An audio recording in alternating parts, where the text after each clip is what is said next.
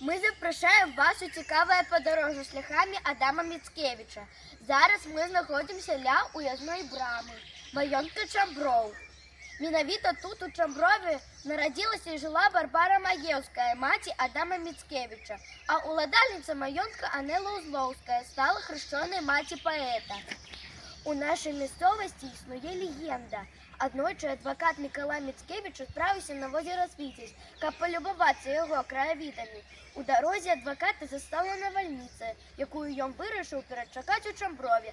Гарячу гарбату молодому адвокату принесла пригожа дівчина. Так відбулося знайомство батьків будучого славутого поета, менавіта тут. На гэтым месцы знаходзіўся сядзібны дом, які, на жаль, не захаваўся. Толькі вось гэтыя векавыя дрэвы памятаюць паэта.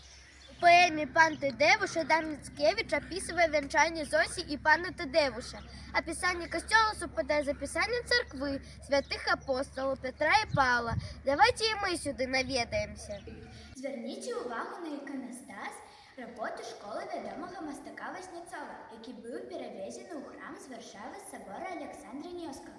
А в нашем храме пише у нарисі «Земля под белыми крылами» відомий письменник Владимир Короткевич. В 1685 году брестский воевода Стефан Куршин заснував у Вальниці кляштар домініканців і побудував костел Святой Троиці, який мав риси бароко.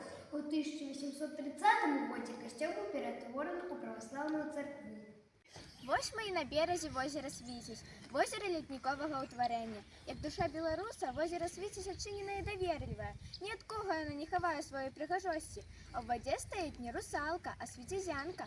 Яна стварэнне Адама Міцкевича і прыйшла з яго паэмы «Світязь». Сярод рэдкіх раслін возера сустракаюцца лабелія Дортмана, прыбярэжніца аднакветнікавая, тетрадениум яваникум і іншыя. З 1970 года возера Світязь і лясны масіў утвараюць свіцязянскі ландшафтны заказнік. Мы з вами знаходимся у Народном историко-краєзнавчому музеї Валівської середньої школи. Тут є спеціальний розділ, який присвячений нашому земляку Адаму Міцкевичу.